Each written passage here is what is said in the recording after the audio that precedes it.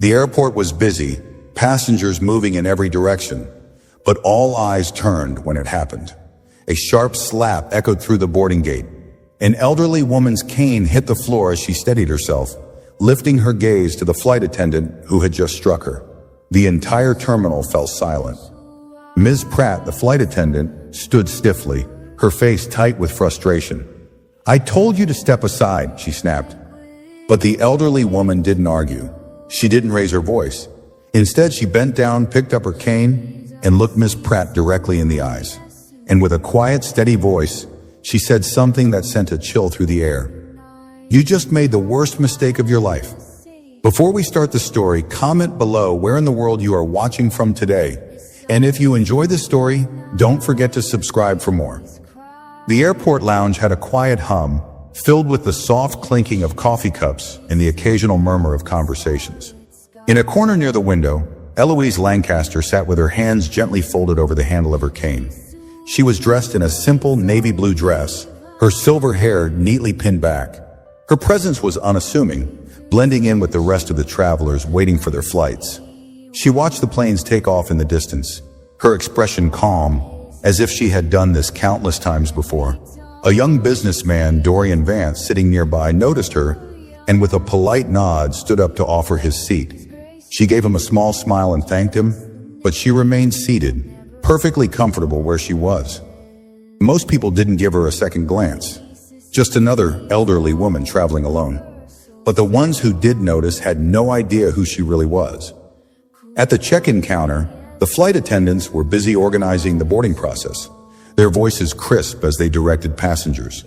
Among them, a tall woman with sharp features and a name tag that read, Ms. Pratt, moved with an air of authority. She had been working in first class for years and carried herself like she owned the section. She scanned the passengers in the lounge with a quick, practiced eye, noting who looked like they belonged in first class and who didn't. Her gaze briefly passed over Eloise before moving on, barely registering her presence. She was more focused on the well-dressed business executives and high-profile travelers who would be expecting top-tier service. When the first-class boarding announcement was made, Eloise slowly rose to her feet, adjusting her grip on her cane before making her way toward the gate. She walked with steady steps, unhurried, as if she had all the time in the world. Passengers around her weaved through the line, eager to get to their seats. As she reached the entrance, she handed her ticket to Ms. Pratt, who barely glanced at it before stopping her with a firm hand. "Ma'am, this is the first-class line," Ms. Pratt said, her tone polite but clipped. Eloise looked up at her, her expression unreadable. "Yes, I know," she replied, her voice gentle. Ms. Pratt sighed, looking down at the boarding pass in her hand. She frowned slightly, her eyebrows knitting together. The seat number was in first class, but that didn't make sense to her. "Are you sure this is your ticket?" Ms. Pratt asked, tilting her head slightly as if expecting an easy explanation. Eloise didn't seem offended. "I'm quite sure," she answered simply. Ms. Pratt pressed her lips together, glancing behind Eloise to see if a caretaker or family member would step forward to clarify the mistake. But no one did. Eloise was traveling alone. Ms. Pratt exhaled, shaking her head. "There might have been an error. First class is reserved for certain passengers," she said carefully, as if explaining to a child. "Economy boarding is over there." She pointed toward the other gate, her patience already thinning. Eloise didn't move. She looked at Ms. Pratt with the same calm expression, not arguing, not raising her voice. "There is no mistake," she said after a moment. "This is my seat." Ms. Pratt's jaw tightened. She had seen this before. Passengers trying to sneak into first class with fake tickets, travelers getting upgrades they didn't pay for. She had no patience for it. With a sharp sigh, she held the ticket up toward the overhead lights, checking for any signs that it wasn't real. "I don't know how you got this," she muttered under her breath, shaking her head. "But you can't sit here." The line behind them was growing. A few passengers watched the exchange, some with curiosity, others pretending not to notice. One or two exchanged glances, shifting uncomfortably. Dorian, the young businessman who had offered Eloise a seat earlier, hesitated, looking like he wanted to say something, but he stayed silent. Ms. Pratt's voice grew firmer. "I don't have time for this," she snapped. "Step aside." When Eloise still didn't move, Ms. Pratt's patience snapped. With a sudden, sharp motion, she slapped Eloise's hand away from the counter. The impact wasn't hard, but the sound rang through the quiet gate like a crack of lightning. Eloise's cane slipped from her grasp, clattering onto the polished floor. A hush fell over the passengers. A few gasped. One woman, Teresa Langley, covered her mouth in shock. Dorian stiffened, his eyes widening, but Ms. Pratt didn't seem to care. "I told you to move," she said coldly. Eloise bent down slowly, her hands steady as she reached for her cane. There was no anger in her face, no sign of distress.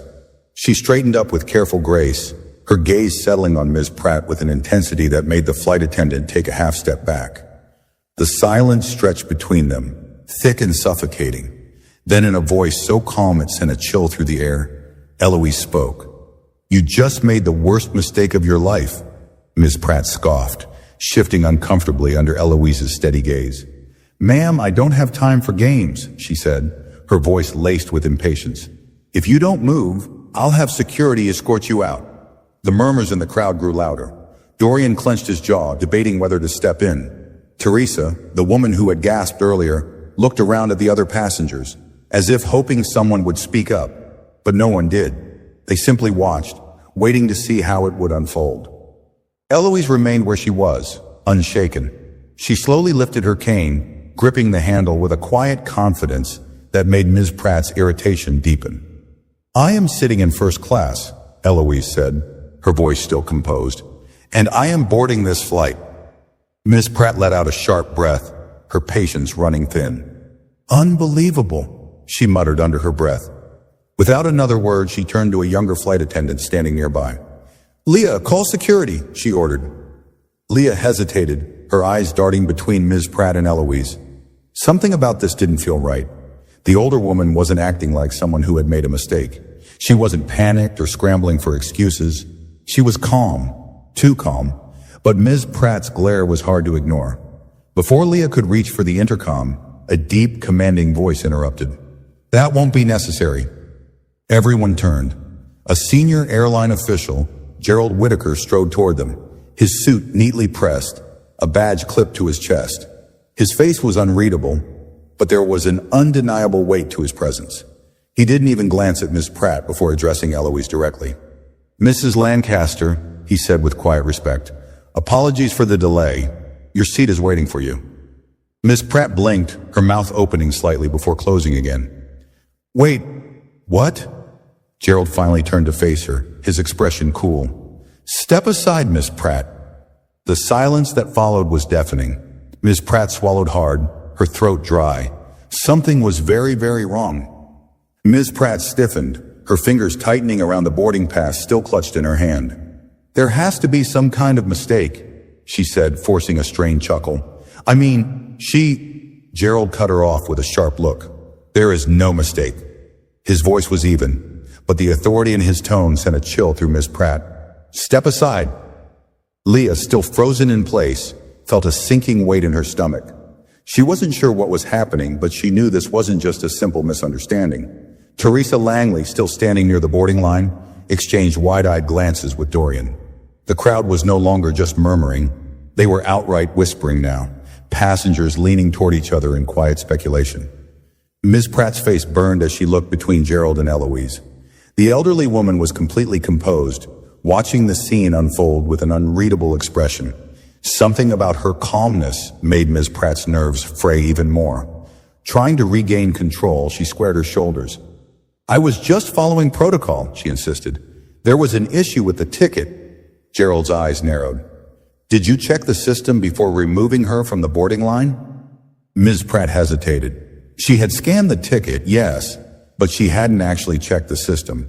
She had just assumed. The realization made her stomach twist. Gerald didn't wait for an answer. "Escort Mrs. Lancaster to her seat," he instructed Leah. His tone left no room for argument. Leah nodded quickly, stepping forward. "Right this way, ma'am," she said softly. Eloise gave Miss Pratt one last look before following Leah through the gate. Her steps were slow but deliberate, her cane tapping lightly against the floor. As she passed the crowd of passengers, they parted for her like water around a stone. Miss Pratt felt her pulse hammering in her ears. Then Gerald took a step closer to her, lowering his voice so only she could hear. When this flight takes off, I suggest you prepare for a very serious conversation. Ms. Pratt swallowed hard. She could feel the weight of every set of eyes on her, burning into her like a spotlight. The ground beneath her suddenly felt very, very unsteady.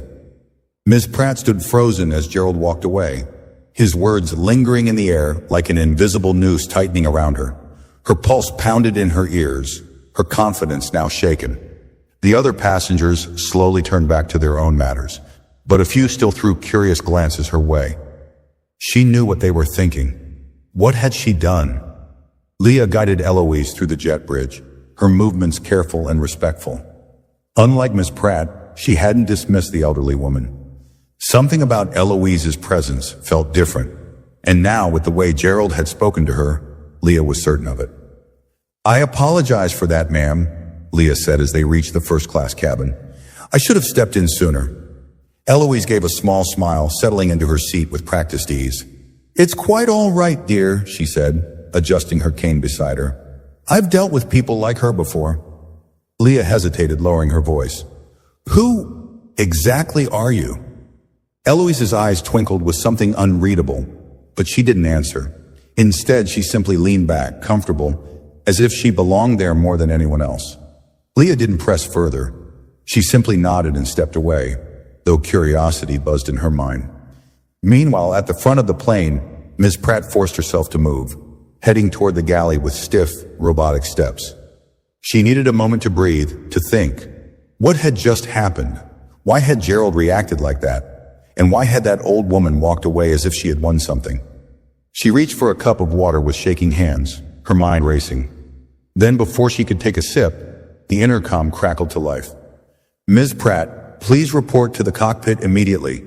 The paper cup crumpled slightly in her grip. Her throat went dry. She had never been called to the cockpit before a flight.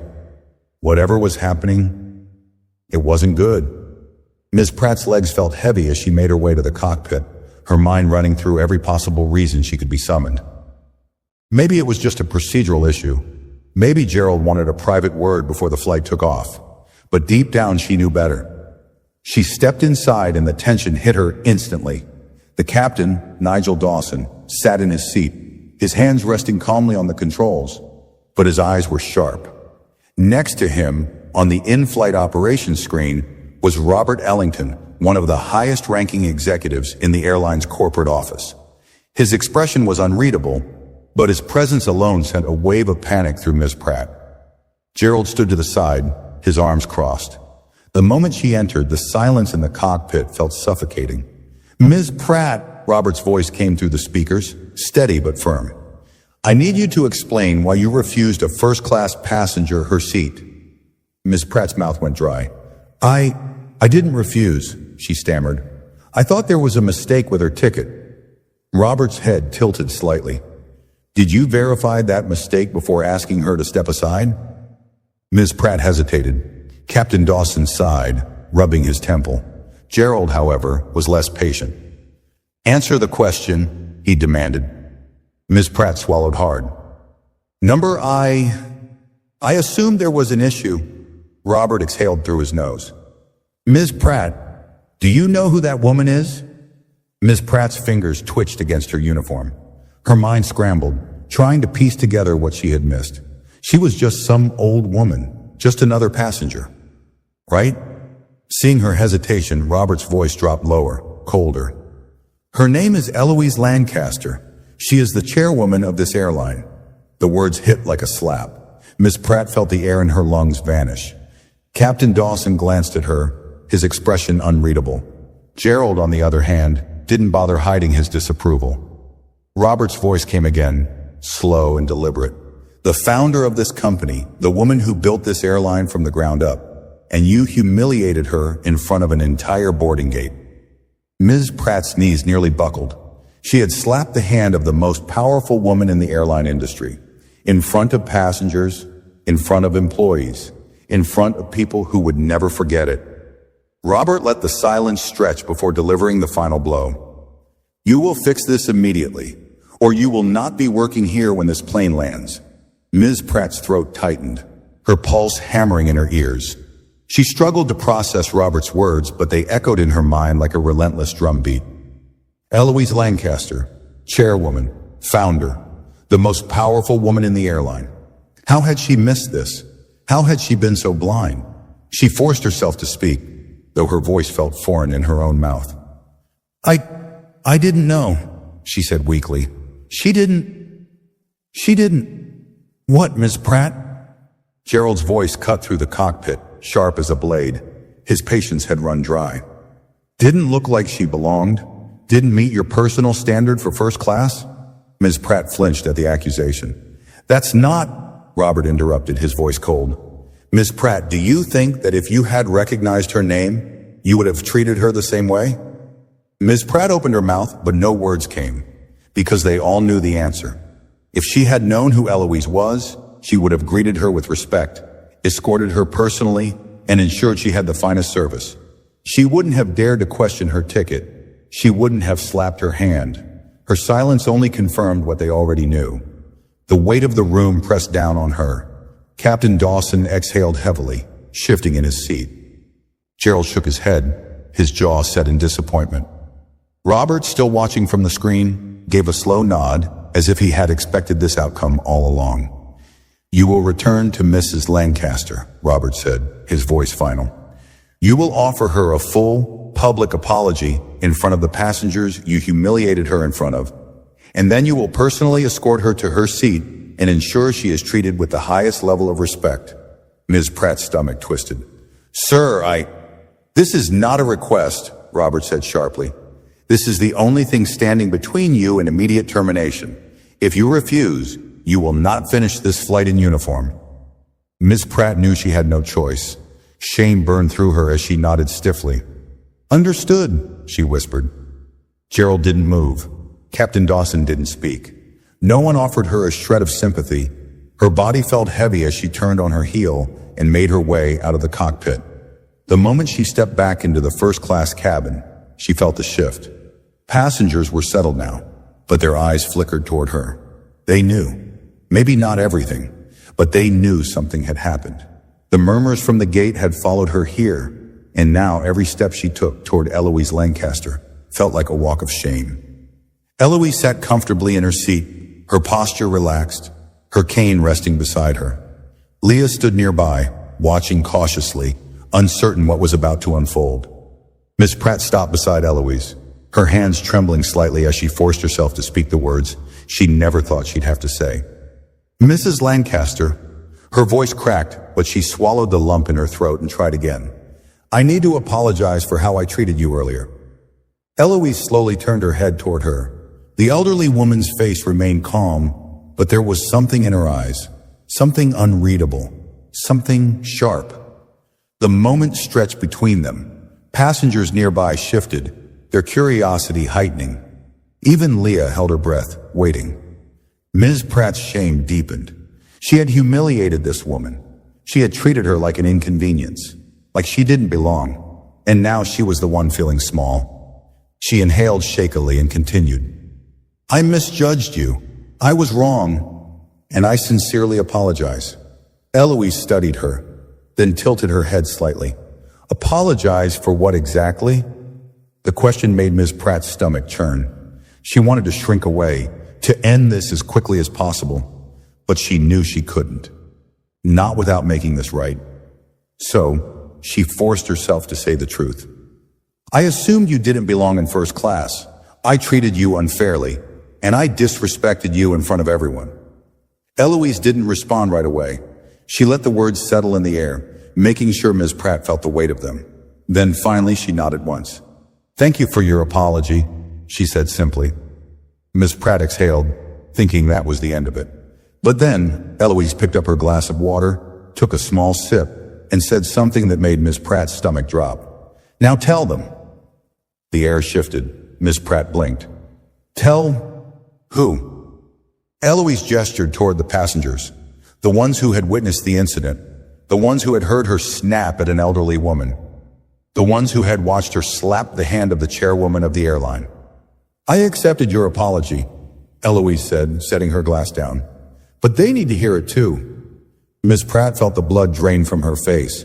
A cold wave of dread washed over Ms. Pratt as Eloise's words settled into the air. The passengers who had been stealing glances at the scene now stared openly, waiting to see what would happen next. The soft hum of the aircraft's engines filled the silence, but inside the cabin, the tension was suffocating. Ms. Pratt felt her entire body tighten. Apologizing to Eloise had been humiliating enough, but now she was being asked to admit her mistake in front of everyone? She could already feel the judgmental stares, the whispering, the silent condemnations from people who had done nothing when it had mattered. Why should she be the only one held accountable? But she didn't have a choice. Robert Ellington had been clear. If she didn't make this right, her career was over before the plane even left the ground. She swallowed hard, forcing herself to turn toward the cabin.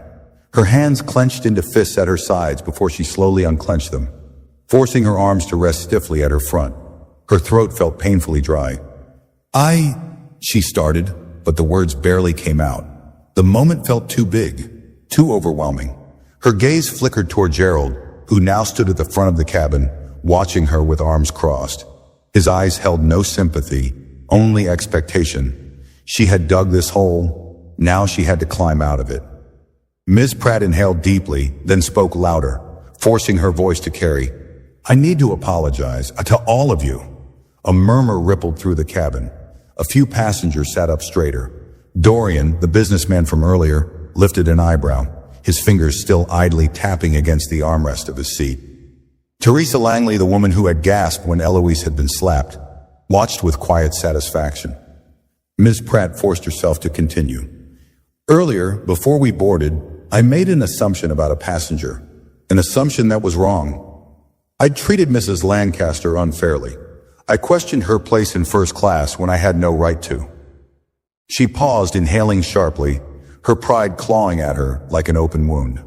And her jaw tightened, the words feeling like thorns on her tongue. I put my hands on her in a way that was completely inappropriate. Now the murmur in the cabin grew louder. Some exchanged surprised glances, while others nodded knowingly. They had seen the slap. They had heard Miss Pratt's condescending tone. But hearing her admit it, hearing her say it out loud, made the moment hit differently. Miss Pratt's pulse pounded in her ears.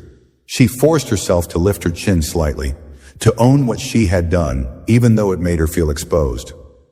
What I did was unprofessional, uncalled for, and completely unacceptable, she said, her voice quieter now. And for that, I sincerely apologize. A heavy silence followed. Miss Pratt didn't know what she had expected. Maybe some kind of acknowledgement, maybe for someone to dismiss the whole thing and move on. But the worst part was the way everyone simply stared. There was no applause, no verbal forgiveness. Just a long, excruciating moment where she could feel the weight of her mistake pressing down on her like a boulder. Then finally Eloise spoke. Thank you for your apology, she said, her voice as composed as ever. But I do hope you understand something, Miss Pratt. Miss Pratt turned back to face her, dreading what was coming next.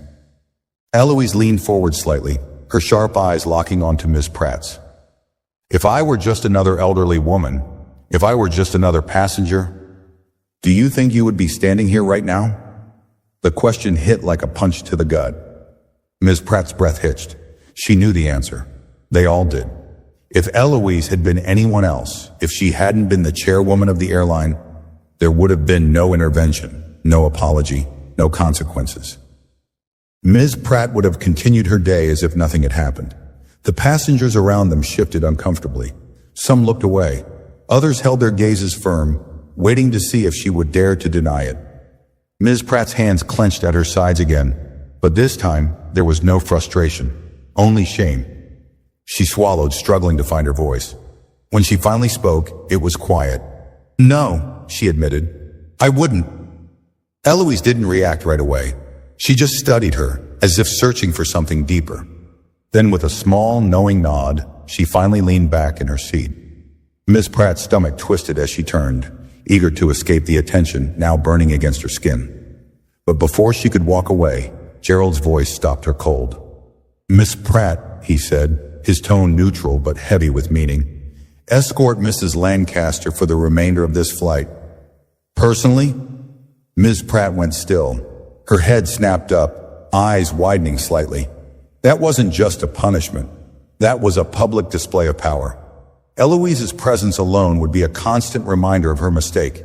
And now, instead of escaping to the galley and hiding from the rest of the flight, she would have to serve the very woman she had disrespected. Eloise, meanwhile, simply picked up her book and turned the page. The message was clear. This wasn't over yet. Miss Pratt felt her entire body tense at Gerald's words. Escort Mrs. Lancaster for the remainder of this flight. Personally, it wasn't a request. It was a demand, one she had no choice but to obey. A part of her wanted to argue, to insist that another flight attendant could handle it, but she had already pushed her luck too far. The humiliation of apologizing in front of everyone had left her pride in pieces. But this was worse. The murmurs in the cabin had quieted, but the air still felt thick with tension. The passengers weren't just watching anymore. They were waiting to see how Miss Pratt would handle her new reality. Leah hesitated beside her, clearly uncertain whether she should step in. But Gerald's sharp gaze left no room for negotiation. Miss Pratt inhaled sharply, forcing herself to move. She turned stiffly back toward Eloise, her hands clasped tightly in front of her. If there's anything you need, Mrs. Lancaster, she said, voice strained, please don't hesitate to ask. Eloise didn't look up from her book right away. She took her time, finishing a line before slowly turning her gaze toward Miss Pratt. There was no smugness in her expression, no satisfaction, just the same calm authority she had carried from the start. I'll keep that in mind, Eloise said simply, before returning to her reading. The dismissal was clear. Miss Pratt felt her face burn as she turned, forcing herself to stand near the front of the cabin, where she would be visible to everyone. No escape, no hiding. Gerald, satisfied, gave her a final glance before stepping toward the cockpit. Leah lingered for a moment, giving Miss Pratt a look that was hard to read. Pity, maybe? Or something else? I can help if you need me to, Leah offered quietly. Miss Pratt clenched her jaw. She didn't need Leah's sympathy. I have it handled, she muttered. Leah nodded, but didn't look convinced. With one last glance toward Eloise, she walked away, leaving Miss Pratt standing awkwardly by herself. She could feel the eyes on her, passengers sneaking glances, pretending to be occupied with their in-flight magazines or screens, but still very much aware of what had just unfolded. Dorian Vance, the businessman from earlier, didn't even bother pretending. He studied her openly, tapping a slow rhythm against his armrest. His expression wasn't mocking, but it wasn't entirely sympathetic either. It was like he was watching a lesson unfold, one that he wasn't sure Ms. Pratt had fully learned yet. Ms. Pratt forced herself to stand tall, though her insides felt twisted into knots. She had never felt so small. As the flight continued, Ms. Pratt did her best to ignore the weight of the humiliation pressing down on her. She kept moving, kept working, forcing herself to go through the motions as if nothing had happened. But she couldn't ignore Eloise. Every time she walked past her seat, the presence of the elderly woman felt larger than life. Not because she was doing anything. She was simply existing, sitting there reading, sipping her water, occasionally glancing out the window. But every now and then, her eyes would flicker toward Miss Pratt. Just for a second, not in malice, not in anger, just watching. And somehow, that was worse. At one point, Miss Pratt brought a fresh tray of drinks through the first-class cabin, carefully setting them down in front of passengers. As she reached Eloise's seat, she hesitated, debating whether she should say something or simply place the drink down and leave. Eloise glanced up at her, her face unreadable. I brought you some fresh water, Miss Pratt finally said, her voice quieter than usual. Eloise nodded, setting her book down. Thank you. Miss Pratt reached forward to place the glass on the table, but her hands weren't as steady as they should have been. The glass wobbled slightly before landing with a soft clink. She never fumbled, not with service, not with simple tasks. But now her hands trembled ever so slightly, and Eloise noticed. Miss Pratt pulled her hands back quickly, straightening her posture. But before she could walk away, Eloise spoke again. You've been with this airline for a long time, haven't you? Miss Pratt stiffened. Yes, she said cautiously. Eloise studied her for a moment, then nodded. And in all that time, has anyone ever questioned whether you belonged here? Ms. Pratt's stomach twisted. She knew what Eloise was really asking. Had anyone ever assumed she wasn't fit for her job? Had anyone ever dismissed her before she even had the chance to prove herself? Number. Of course not. She had always walked through the cabin with confidence. She had never been looked down on, never been told she didn't belong, but that was exactly what she had done to Eloise. Ms. Pratt's mouth felt dry. She didn't know what to say. She wanted to defend herself, to say that it wasn't about that she had just been doing her job, that she had just been trying to maintain order. But that would be a lie. So, for the first time in a long time, Ms. Pratt said nothing. Eloise didn't press further. She simply picked up her water, took a slow sip, and returned to her book. Ms. Pratt turned away, but the weight of the conversation clung to her like a shadow. For the first time, she wasn't just humiliated. She was ashamed. Ms. Pratt moved through the first-class cabin like a ghost, her mind buzzing with thoughts she couldn't escape. Every step felt heavier. Every glance from the passengers felt like another reminder of the moment she had lost control. She had spent years commanding respect on flights, making sure everything ran efficiently, ensuring passengers followed the rules. But now she was the one who had been put in her place. She tried to focus on her work, pouring drinks, straightening trays, offering forced smiles to passengers who still looked at her with lingering curiosity. But no matter what she did, her mind kept circling back to Eloise's words. And in all that time, has anyone ever questioned whether you belonged here? Ms. Pratt knew the answer, and she hated that she knew. At the front of the plane, Gerald stood near the galley, arms crossed as he watched her move stiffly through the aisles. She could feel his eyes on her, tracking every mistake, every hesitation. "You're struggling," he finally said when she reached the galley. Ms. Pratt bristled at the comment. "I'm fine," she muttered, reaching for a tray of refreshments. Gerald let out a slow breath, shaking his head. "Number, you're not." Ms. Pratt's jaw clenched, but she didn't respond.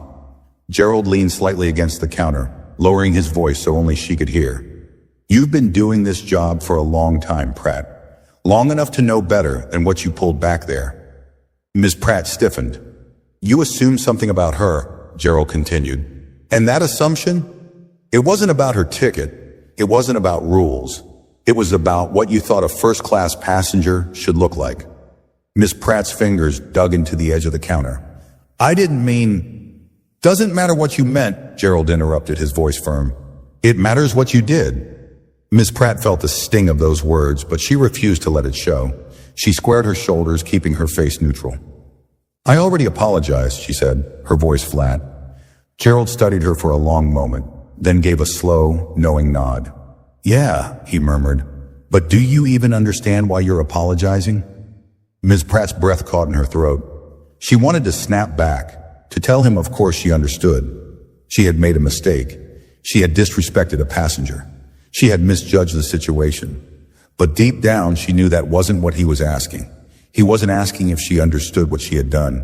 He was asking if she understood why she had done it. Ms. Pratt turned away, busying herself with a napkin that didn't need adjusting. "I need to get back to work," she muttered. Gerald didn't push further. He just exhaled and stepped back. "Then get back to work," he said simply. But as she left the galley, his words lingered. The flight continued without further incident. Passengers settled into their seats, meals were served, drinks were poured. But Ms. Pratt could feel the energy in the air had changed. She wasn't in charge anymore. She wasn't the respected, confident flight attendant commanding the cabin. She was the lesson, and everyone on that plane had learned something from watching her fall. Dorian Vance, the businessman from earlier, caught her eye as she moved past his seat. "Quite the day, huh?" he mused, sipping his drink. Miss Pratt forced a thin smile. "Just another flight," she said, trying to sound casual. Dorian smirked. "Sure," he said, unconvinced. He glanced toward Eloise, who remained perfectly calm in her seat, flipping the page of her book. Then he looked back at Miss Pratt. "You know, I travel first class all the time," he said, voice low. "And I've seen flight attendants like you before. Strict, efficient, no patience for nonsense. Usually I respect that." Miss Pratt's eyebrow twitched slightly. "Usually?" Dorian shrugged, swirling the liquid in his glass. Usually, he repeated. But today I saw someone who thought she could decide who belonged and who didn't. And that? He took a slow sip, letting the words hang between them. That's not respect. That's bias. Ms. Pratt felt the hit of his words like a slap. She wanted to walk away, wanted to dismiss him, just like she had dismissed Eloise. But she couldn't, because deep down she knew he was right. Dorian didn't say anything else. He just turned back to his drink, the conversation over. Ms. Pratt walked away, but the weight in her chest only grew heavier. She had spent years thinking she was good at her job because she followed the rules. But today she realized she had been following her own rules. Ones that had nothing to do with the airline's policies and everything to do with her own assumptions. And now she was paying for it. Ms. Pratt moved through the cabin with a stiffness she couldn't shake, her mind tangled in thoughts she didn't want to confront. She had spent years believing she was the kind of flight attendant who upheld standards, who maintained order, who kept things running smoothly. But today she had been forced to see something else. That she had used those standards as an excuse for her own biases. She hated how easily Dorian's words had cut through her. That's not respect. That's bias. He had said it so plainly, so matter of fact, as if it were obvious. And maybe it had been, to everyone except her. She reached the galley, pressing her hands against the counter to steady herself. The hum of the aircraft filled the silence, but in her head she could still hear Gerald's voice, Dorian's voice, Eloise's voice, all echoing the same truth she didn't want to face. She had been wrong, not just about Eloise, but about how she saw people. She had looked at Eloise and made an assumption before the older woman had even opened her mouth. She had decided without thinking that Eloise wasn't supposed to be in first class. And if Gerald hadn't stepped in, if Eloise hadn't been Eloise Lancaster, nothing would have happened. The realization hit like a gut punch. Her fingers curled against the cool metal of the counter. What did that say about her? The intercom crackled to life, snapping her from her thoughts. The captain's voice came through, calm and steady. Ladies and gentlemen, we are beginning our descent. Please return to your seats and fasten your seatbelts. Flight attendants, prepare the cabin for landing. Ms. Pratt straightened, brushing off her uniform as if she could shake off the discomfort pressing down on her. She turned on autopilot, moving through the motions as she had done thousands of times before, checking seatbelts, securing tray tables, making sure everything was in place. But she wasn't really present. Her mind was still back at the gate, back in that moment when she had made the wrong call and never once second-guessed herself. She reached Eloise's seat last. The older woman was already buckled in, hands resting gently over her lap, looking out the window at the city growing closer beneath them. For a moment, Miss Pratt just stood there, unsure if she should say something, if she even could say something. Then before she could decide, Eloise spoke without turning her head. You're thinking about it now, aren't you? Ms. Pratt tensed slightly. Thinking about what? She asked, though she knew exactly what Eloise meant. Eloise finally turned to face her, her expression unreadable. About why you did it. Ms. Pratt opened her mouth, but the words didn't come. Because Eloise was right. She had been thinking about it. Ever since she had stepped out of that cockpit, ever since she had been forced to stand in front of the entire cabin and own up to her actions. And now, standing here in front of Eloise, she didn't have an excuse left to give. The plane jolted slightly as the landing gear lowered, the familiar pressure shift signaling they were nearly there. But inside the cabin, everything felt too still, too quiet. Miss Pratt finally exhaled. I don't know why I did it, she admitted. And for the first time, it wasn't a deflection. It was the truth. Eloise studied her for a long moment before nodding once. Then figure it out, she said simply. Miss Pratt swallowed hard, but she nodded. Because for the first time, she realized she needed to. She wasn't sure if she could fix this. She wasn't sure if she even deserved to. But she did know one thing. This moment, this mistake, it was going to follow her long after the plane touched the ground. The wheels of the plane touched the runway with a smooth but firm landing, and a quiet murmur rippled through the cabin as passengers stirred in their seats. Seatbelts clicked as people instinctively reached to unfasten them, though the sign was still lit. A voice came over the intercom, calm and professional. Ladies and gentlemen, welcome to our destination. Please remain seated with your seatbelts fastened until the captain turns off the seatbelt sign. On behalf of our crew, we'd like to thank you for flying with us today. The usual rustling sounds of post-flight anticipation filled the cabin.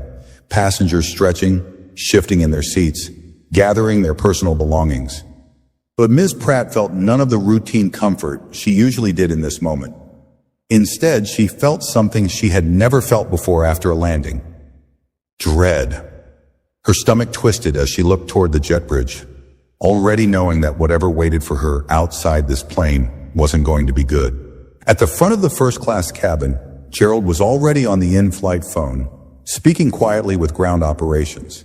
His back was straight, his posture as firm as ever, but there was a slight tension in his movements that told Ms. Pratt he wasn't just preparing for another routine arrival. Eloise, meanwhile, remained as composed as ever, showing no urgency as she reached for her handbag and cane. She didn't seem eager to rush off the plane like most passengers. Instead, she moved with the same steady patience she had shown since the beginning. But when her eyes flickered toward Ms. Pratt, the weight behind them was heavier now. Ms. Pratt forced herself to stand tall. She had done what they asked. She had apologized. She had faced the humiliation. She had served Eloise without protest for the remainder of the flight. So why did it still feel like this wasn't over? The seatbelt sign dinged off. Immediately, passengers began gathering their bags, stepping into the aisles. First-class passengers moved at their usual unbothered pace, taking their time as they reached for their designer carry-ons and neatly folded coats.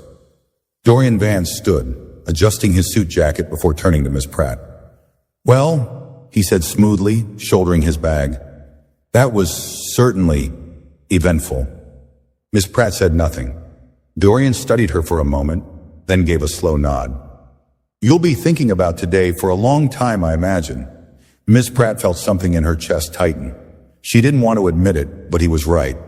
Without waiting for a response, Dorian turned and stepped off the plane, disappearing into the jet bridge. Ms. Pratt inhaled sharply, bracing herself. She knew she had to keep moving, to keep working. Even if her hands felt heavier, even if her legs felt unsteady. She turned back toward Eloise, watching as the older woman adjusted the strap of her handbag, gripping her cane lightly in one hand. There was no hurry in her movements, no indication that she was eager to step off. Instead, Eloise finally met Ms. Pratt's gaze again, studying her the way one might study an unsolved puzzle. Ms. Pratt felt exposed under that gaze. Then Eloise finally spoke. "Walk with me," she said. Ms. Pratt blinked. "Excuse me?" Eloise gave a small nod toward the open jet bridge. "Walk with me." It wasn't a request. Ms. Pratt hesitated, every muscle in her body screaming at her to find an excuse to stay behind. But Gerald's voice cut through her hesitation. "Go," he said, his tone making it clear she wasn't being given a choice. Ms. Pratt clenched her jaw, exhaled through her nose, and nodded stiffly. Then as Eloise Lancaster stepped off the plane, Ms. Pratt followed. The walk through the jet bridge felt endless. Ms. Pratt could feel the subtle shift in the air as soon as they stepped into the airport terminal. Something was waiting for her. Eloise walked at a slow, steady pace, her cane tapping lightly against the floor with each step. Ms. Pratt stayed a half step behind, keeping her back straight, her breathing controlled. Passengers parted naturally as Eloise moved, but it wasn't just because she was elderly. There was a presence about her, a quiet authority.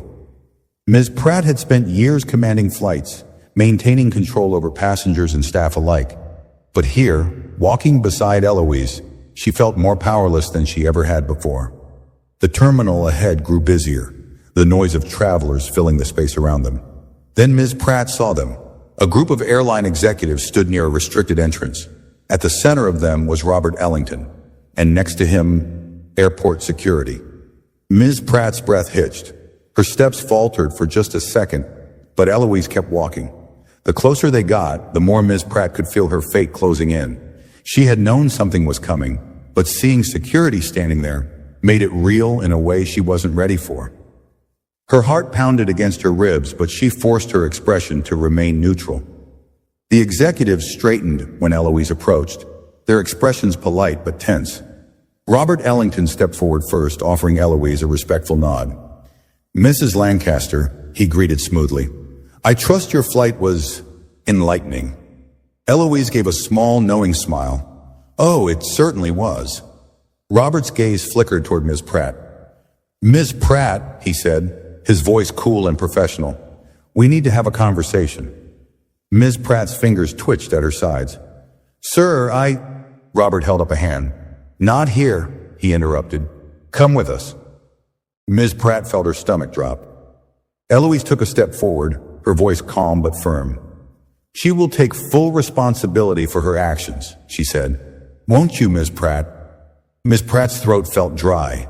She had spent the entire flight trying to convince herself she had already paid the price, that her humiliation had been enough. But standing here in front of the airline's top executives, in front of security officers waiting to escort her away, she realized this was only the beginning. Her career, her reputation, her entire future with the airline. It was all about to be decided. And for the first time, she wasn't sure if there was any way to salvage it. Ms. Pratt stood frozen, her mind barely able to process the situation unfolding around her. The hum of the airport terminal felt distant, almost muffled beneath the crushing weight of reality settling on her chest. This wasn't just a slap on the wrist. This was serious. Robert Ellington stood firm, his expression unreadable, but the presence of security waiting at his side told Ms. Pratt everything she needed to know. This wasn't a quiet, behind-closed-doors discussion. This was a reckoning. Eloise Lancaster remained beside her, unbothered, watching with that same quiet, knowing expression. She wasn't gloating. She wasn't angry. She simply expected Ms. Pratt to face what she had done, and now there was no running from it. Ms. Pratt, Robert said again, his voice carrying just enough authority to cut through her spiraling thoughts. Come with us. For the first time in her career, Ms. Pratt hesitated. She had never been the one on this side of a confrontation. She had never been the one told to step forward, to follow, to explain herself. She had always been the one in control, but now she felt like nothing more than a liability being escorted off a plane. She forced herself to move, her stiff legs carrying her forward beside Robert as they walked toward the executive offices. The security officers followed closely behind. It wasn't quite an arrest, but it felt like one. Passengers still lingering in the terminal watched, some with open curiosity, others quickly looking away, pretending not to notice. But they did. Just like on the plane, the whispers had already begun. Ms. Pratt could feel them pressing against her skin. They reached a set of glass doors with the airline's emblem displayed prominently across them. Beyond those doors, Ms. Pratt knew her fate would be decided. Robert swiped his badge and the doors unlocked with a quiet beep. He gestured for her to step inside.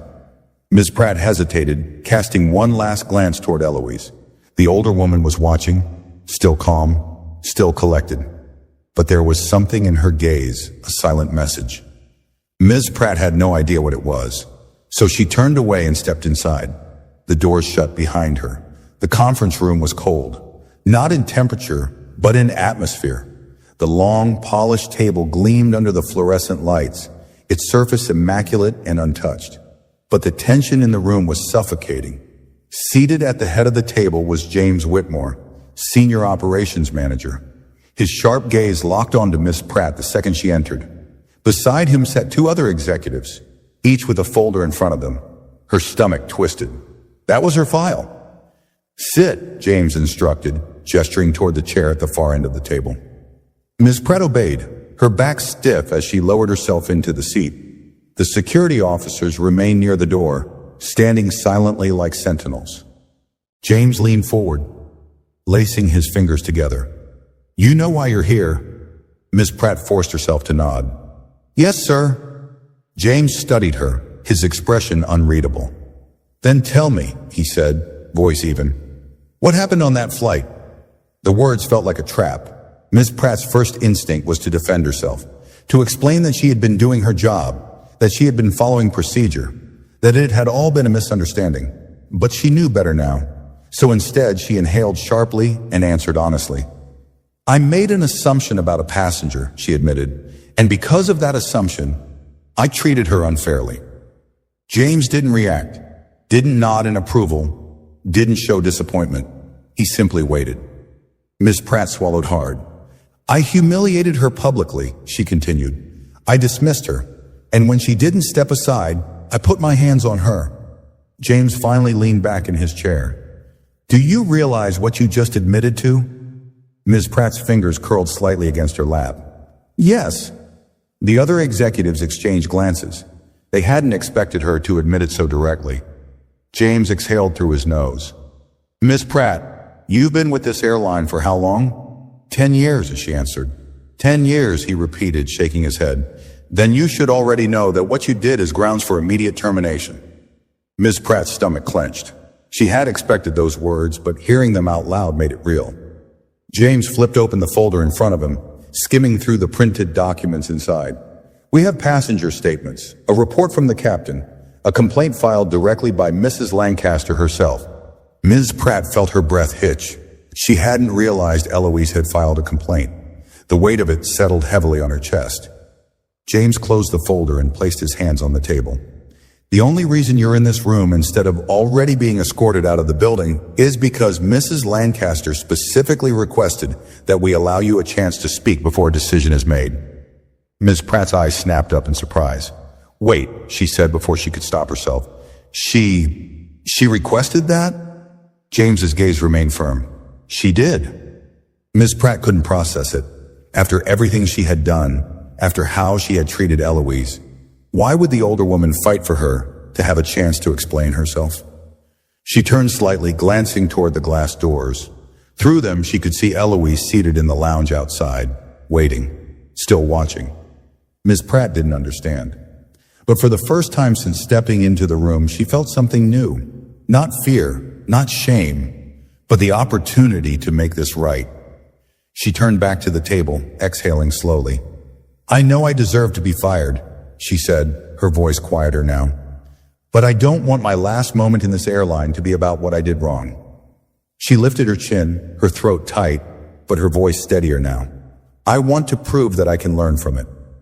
James Whitmore raised an eyebrow. And how exactly do you plan to do that?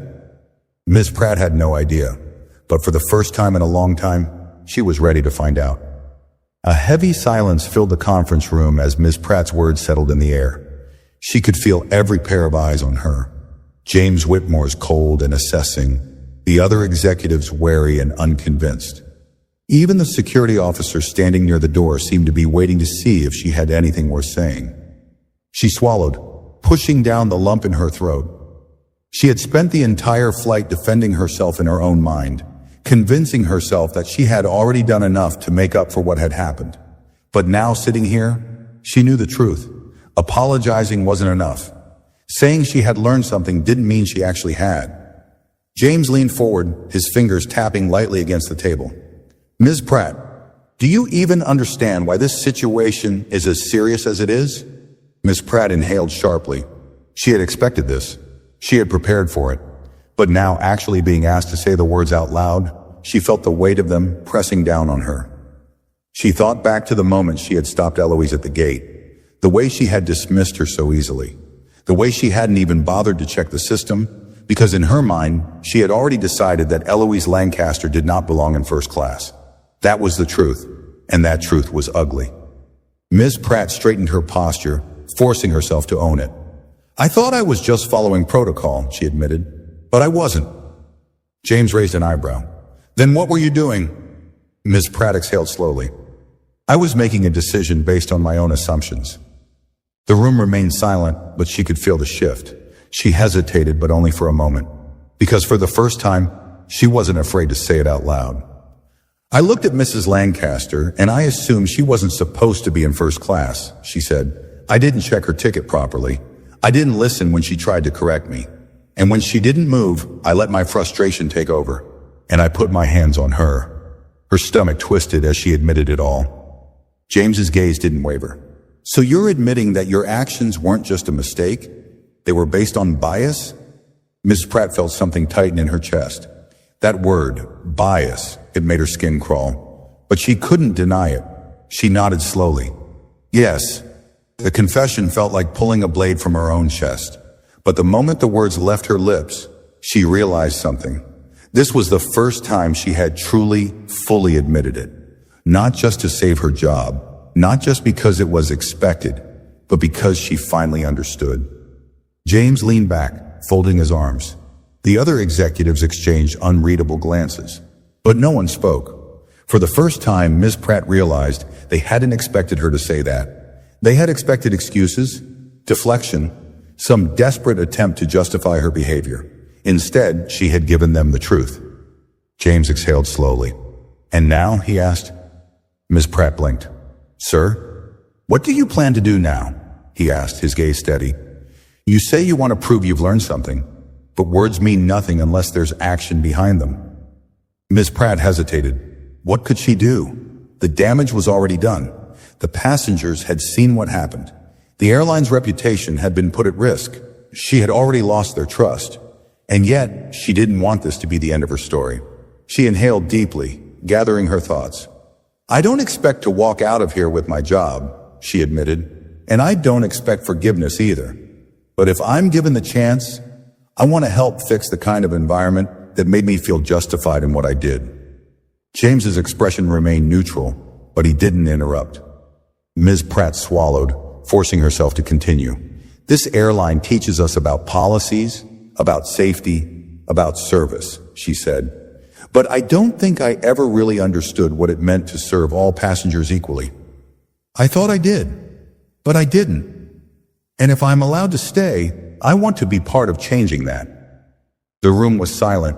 Ms. Pratt didn't know if she had said the right thing, but it was the only thing that felt real. James studied her for a long moment before finally speaking.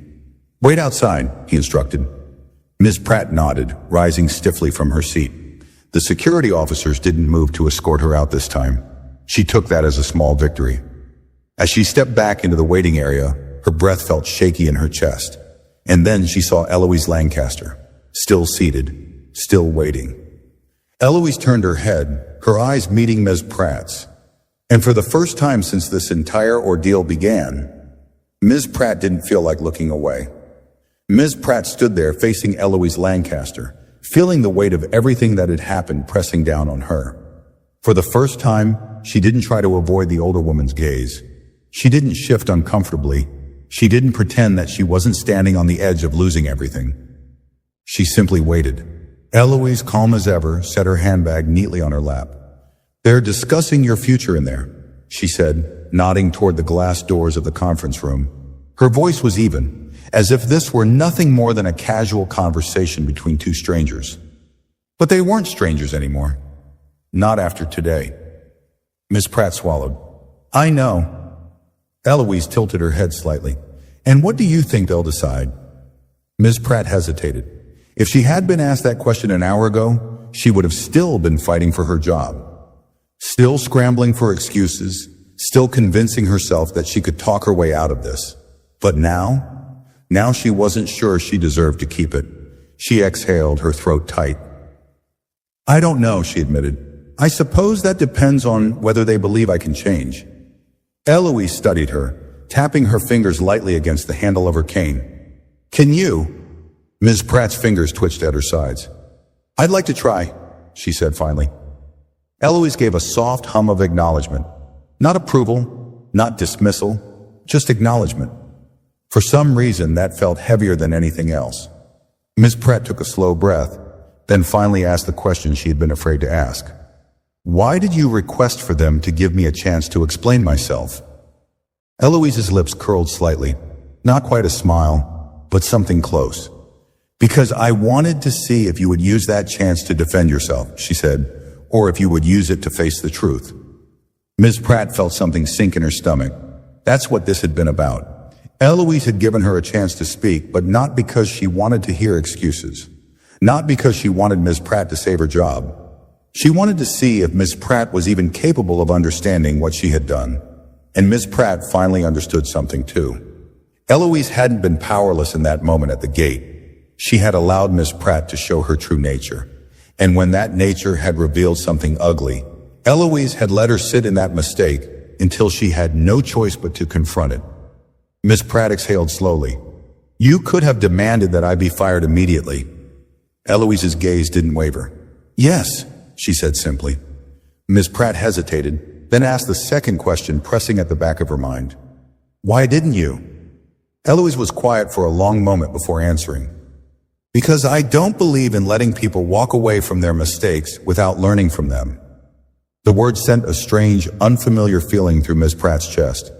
This was no kindness. This was no favor. Eloise Lancaster had never needed an apology from her.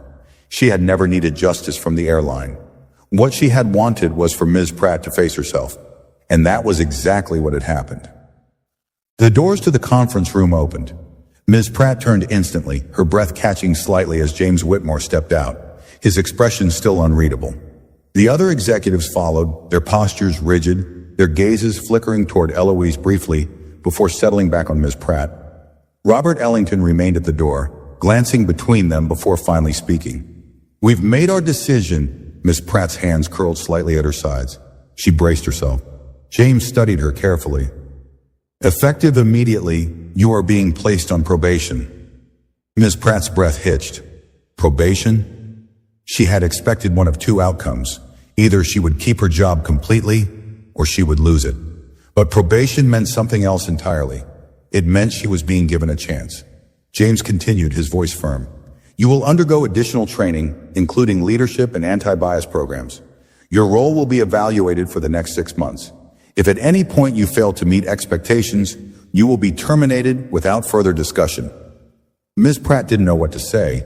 She had thought she was prepared for any answer, but she hadn't expected this. She wasn't being let off easily. She wasn't walking away without consequence. She was being given the opportunity to prove whether she could truly change.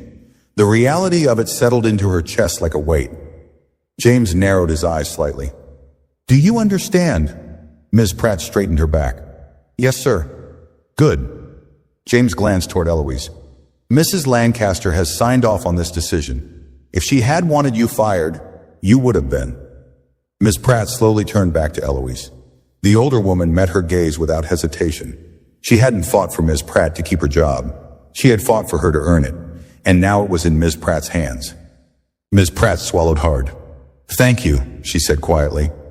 Eloise gave her a slow nod.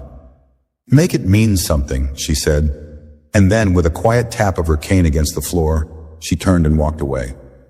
Ms. Pratt stood there, watching as Eloise Lancaster walked away with the same steady grace she had carried throughout the entire ordeal. The rhythmic tap, tap, tap of her cane echoed softly against the polished airport floor, fading with each step until she disappeared into the crowd.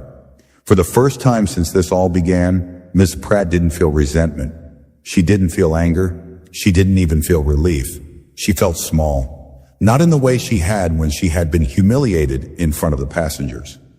Not in the way she had felt when Gerald had called her out, but in the way a person feels when they realize just how much they still have to learn. She had spent years believing she knew everything there was to know about her job, believing she could read passengers before they even spoke, that she could tell exactly who belonged and who didn't, that she had the authority to determine the order of things. But she had been wrong, and Eloise Lancaster had let her see it. James Whitmore's voice pulled her back to reality. "Report to training headquarters first thing Monday morning," he said. "You'll receive further instructions then." Ms. Pratt nodded stiffly. "Yes, sir." James gave one last glance toward her, then exchanged looks with the other executives before they turned and walked away, leaving Ms. Pratt standing there alone. She exhaled, slowly unclenching her fists. She had a second chance. But it wasn't a clean slate. It wasn't forgiveness. It was a test, one she wasn't sure she could pass. The airport buzzed with movement, passengers coming and going, oblivious to the lesson that had just unfolded in its halls. Ms. Pratt turned toward the terminal windows, staring out at the rows of planes lined up along the tarmac. Somewhere, another flight attendant was making the same snap judgments she had made. Somewhere, another passenger was being dismissed without question. And she wondered, for the first time in her life, how many times had she done the same? How many people had walked away from her flights feeling like they had been made to prove they belonged? How many passengers had looked her in the eyes and seen exactly who she was before she ever realized it herself?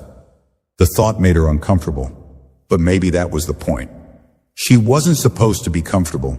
She had spent her whole career enforcing rules, maintaining control, making sure the cabin ran exactly how she wanted it to. Now, for the first time, she had to listen. She had to learn. She had to change. And this time, she wouldn't have a choice. With one final glance at the emptying terminal, Ms. Pratt took a deep breath. Then, without another word, she turned and walked toward the exit. If you enjoyed this story, make sure to like this video, share your thoughts in the comments, and subscribe to the channel for more stories like this. Thanks for watching.